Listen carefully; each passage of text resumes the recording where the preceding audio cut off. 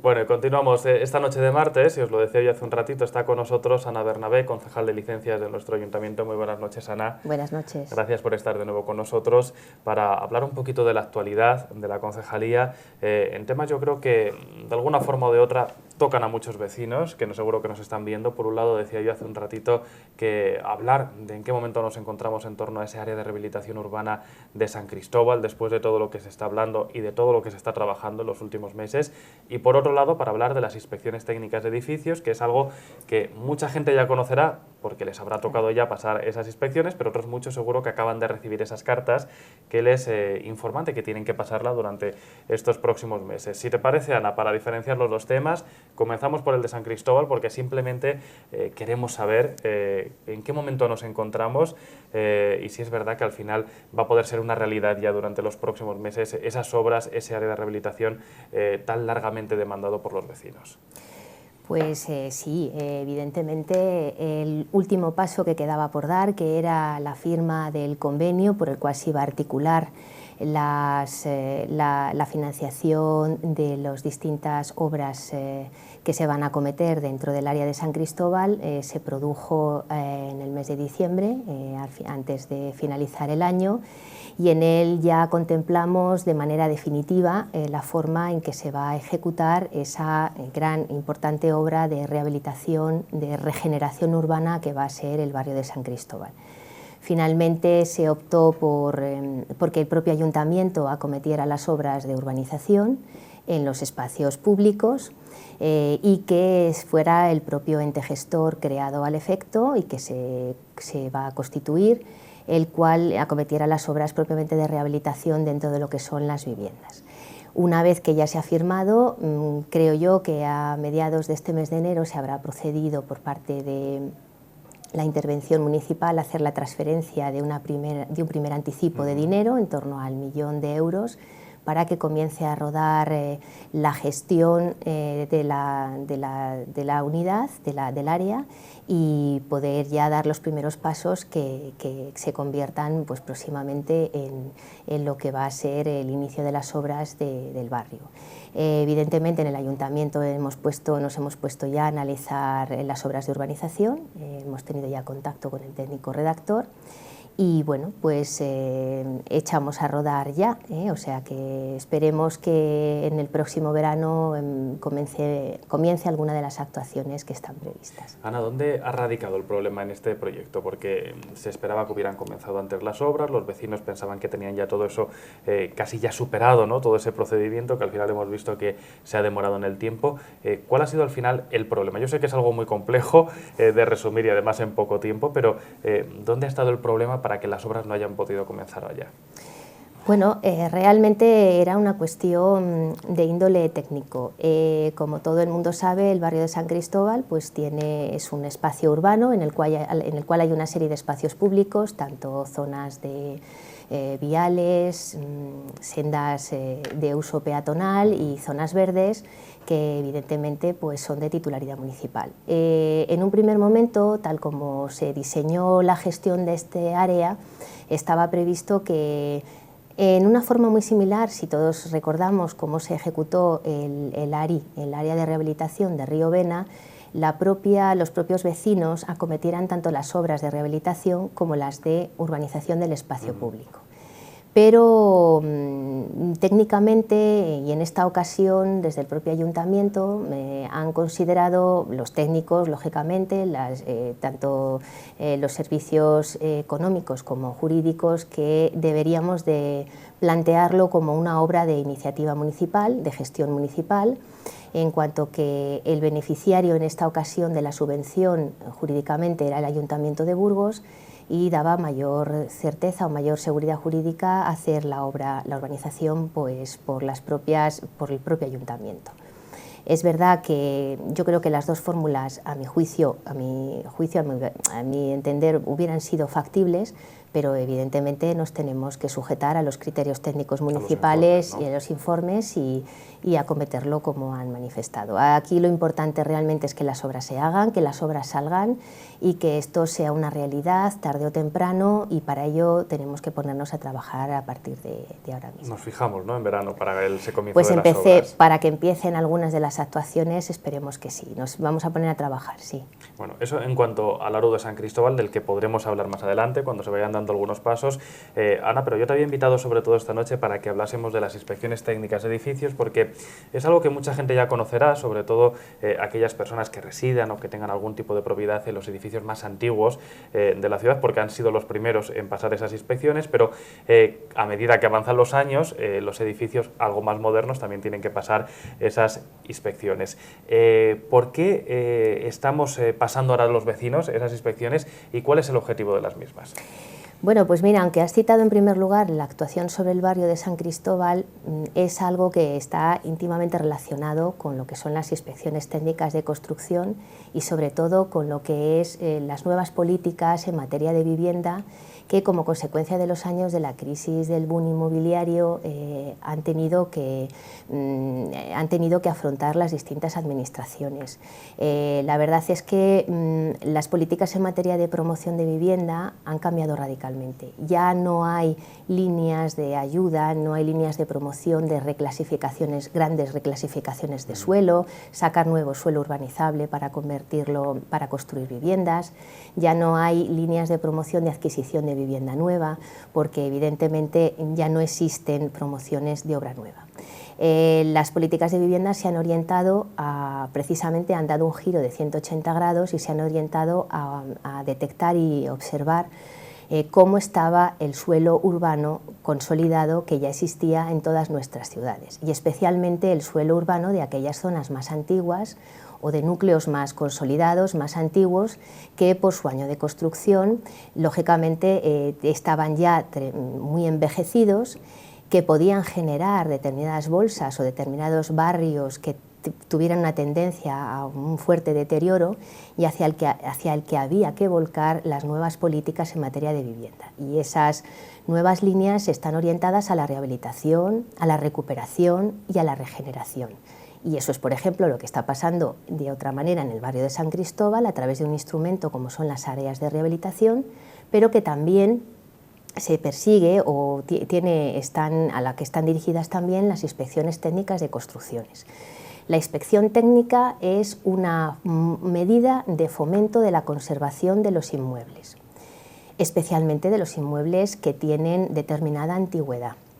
Cuando se modificó la Ley de Urbanismo de Castilla y León para incorporar este instrumento de fomento de conservación, se estudió el censo de inmuebles que existía en Castilla y León, concretamente en el caso de Burgos, y se estimó que las primeras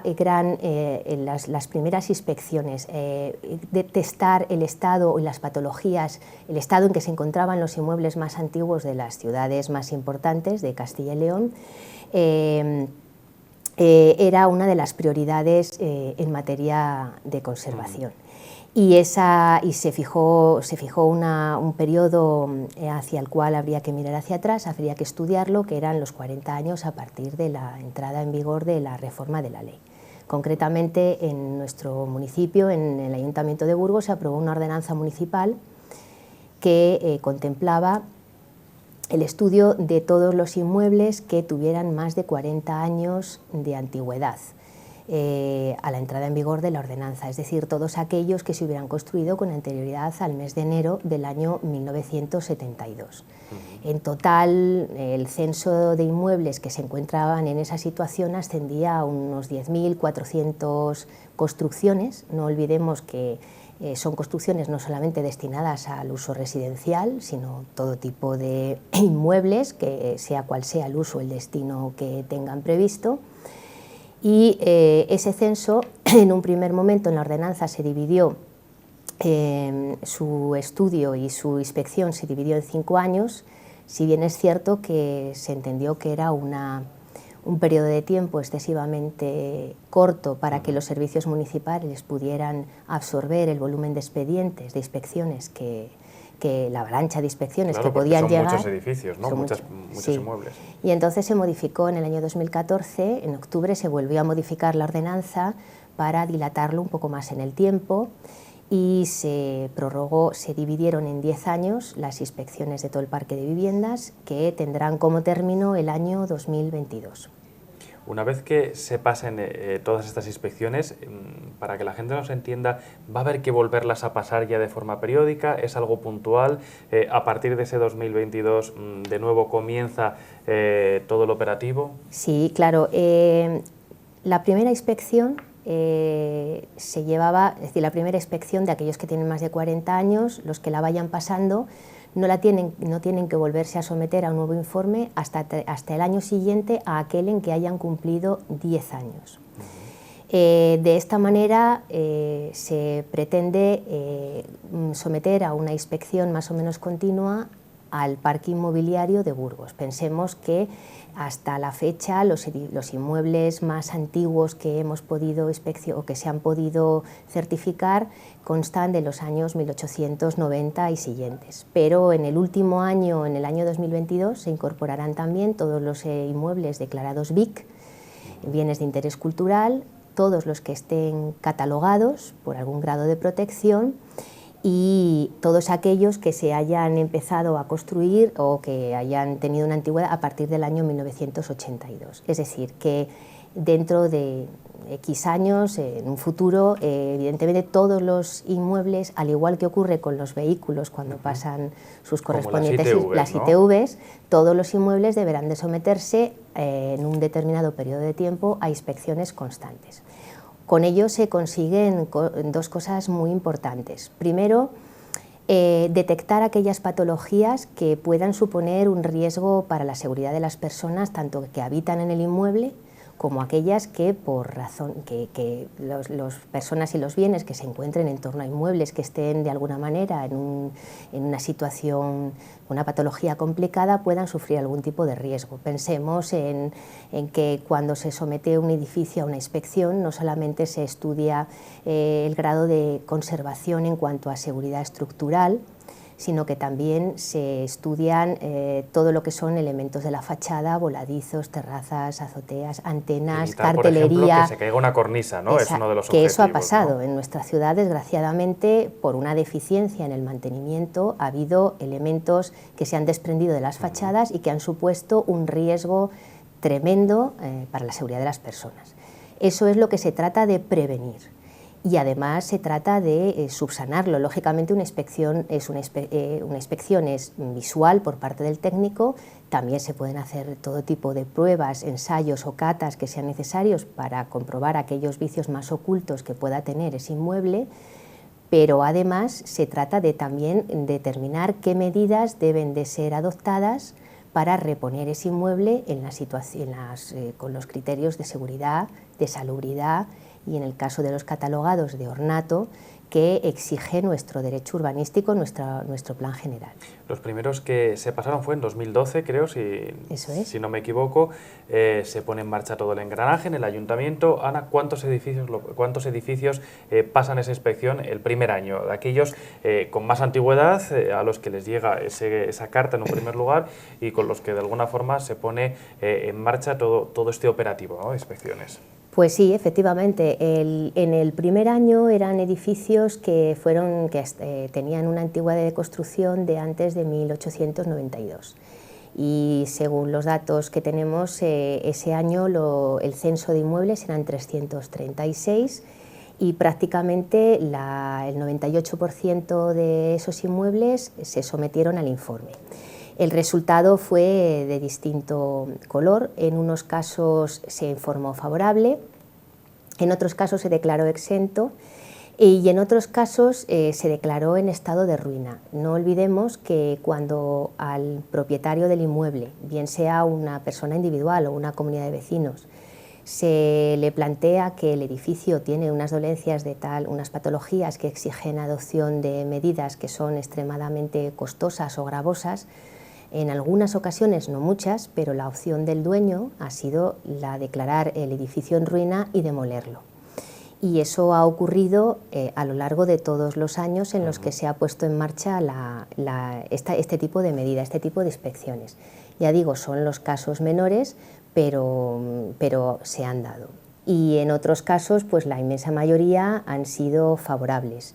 Pues favorables porque el edificio estaba bien conservado, estaba en buenas condiciones, o se adoptaron y ejecutaron las medidas de reparación o de subsanación que se habían detectado y que el técnico había prescrito como tales. Podemos decir, por lo tanto, que tenemos una ciudad bien conservada, Ana, pese a esas pequeñas deficiencias o casos muy puntuales que hayan podido encontrarse. Bueno, pues a la fecha de hoy, es decir, a diciembre del 2014, que son los últimos datos que manejamos, lo que sí que podemos decir es que tenemos ya testado, analizado, estudiado en torno al 24% del censo de los 10.400 y pico edificios que tenemos que supervisar.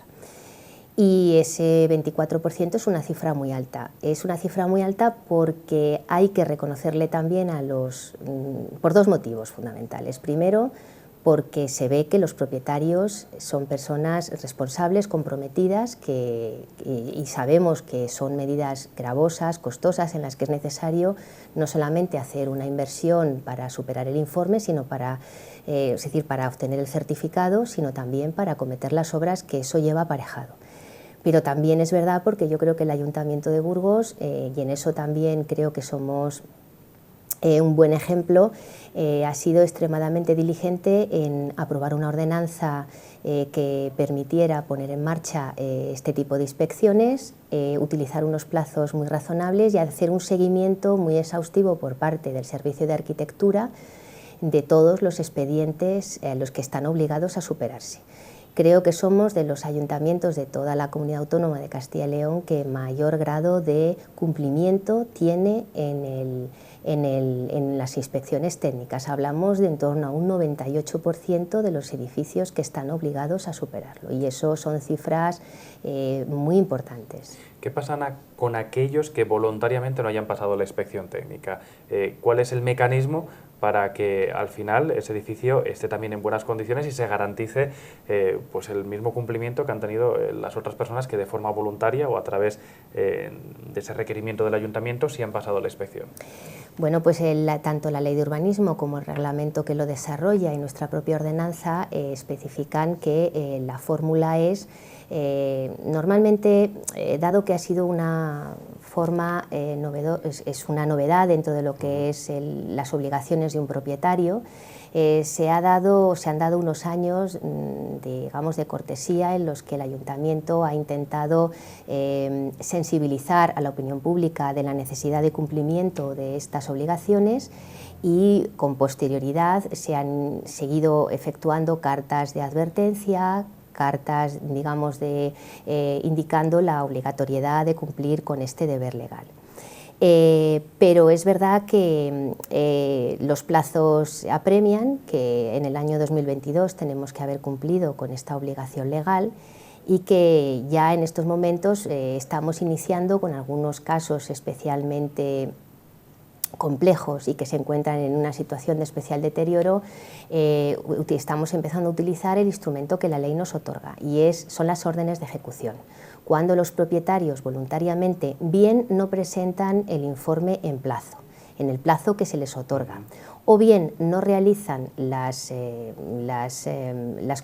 obras de reforma que son necesarias para cumplir con los deberes urbanísticos que nos da el artículo 8 de la Ley de Urbanismo, en esos casos lo obligado es una orden de ejecución en el cual se le dice al propietario, a la comunidad de vecinos, de la obligatoriedad que tienen para cumplir esa obligación, y se les fija un plazo. Si llegado ese plazo no se ha cumplido, el paso siguiente sería una ejecución subsidiaria por parte del propio ayuntamiento. Y sería el ayuntamiento el que lo haría en sustitución del propietario, aunque luego le repercutiera los gastos que eso ha supuesto. Ana, el hecho de haber pasado, por ejemplo, en fases urbanísticas importantes en zonas como el centro histórico a través de un área de rehabilitación muy importante durante los últimos años, ¿ha facilitado ese alto grado de inspecciones que han pasado satisfactoriamente todos los requisitos? Bueno, en las áreas, el área de rehabilitación del casco histórico de Burgos, que fue muy importante, no olvidemos que fue una intervención de mera rehabilitación, de rehabilitación fundamentalmente exterior, ambiental, fundamentalmente en las obras de urbanización, pero en las viviendas fue más bien de renovación de las fachadas, algunas visible, cuestiones ¿no? más visibles, pero no fueron rehabilitaciones integrales. La ley de urbanismo también y el reglamento de urbanismo establecen que para no tener que someterse un edificio a la ITC tiene que haberse sometido a una rehabilitación integral, prácticamente ser un edificio nuevo. Razón por la cual a partir de la fecha de la licencia de primera ocupación es cuando empezarían a computar los plazos para someterse a la ITC. Es decir, que salvo aquellos inmuebles del casco histórico que no se hayan sometido a una rehabilitación integral, todos ellos estarían igualmente obligados a pasar la inspección técnica. Lo bueno de la noticia es que al haber sido sometidos a tareas de rehabilitación es de suponer que la inspección habrá sido favorable y que no habrán tenido que hacer ningún tipo de de reformas añadidas. En las últimas semanas, sobre todo, muchos vecinos ya habrán recibido de nuevo la carta. Son aquellos que tienen que pasar la inspección en este año 2016. ¿Qué es lo que tienen que hacer aquellas comunidades, aquellos vecinos que no se hayan enfrentado antes a este procedimiento y que de repente se encuentren con esa carta, Ana? Bueno, pues lo primero que tienen que hacer es no dejarlo para muy tarde. Siempre es bueno que, por eso las notificaciones se efectúan en el mes de diciembre anterior al año en que están obligados a someterse, para irles avisando de que el año siguiente va a ser el año en que deban de llevar a cabo el informe. Lo segundo, pues dependiendo de cuál sea el régimen de propiedad en que esté el inmueble, si es una comunidad de vecinos, lo lógico es que lo traten en una reunión de la comunidad de vecinos, someterse al informe, contratar un técnico que lo elabore, un técnico competente que lo elabore, y no suelen ser informes muy gravosos y por tanto son fáciles de pedir un presupuesto, someterlo a acuerdo de la comunidad de vecinos y en función del resultado pues estudiar después a mayores cuáles son las demás obras que se deban de acometer.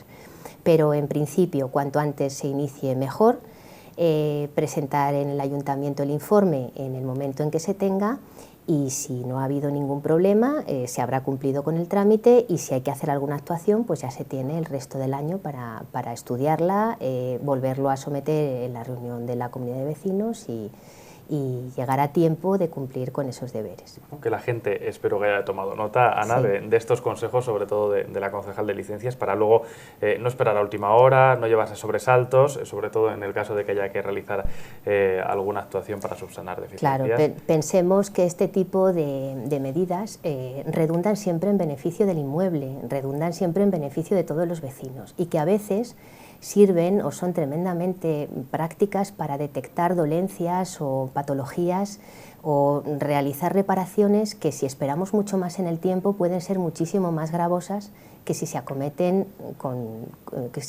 antes, y a veces no tienen por qué ser extremadamente costosas.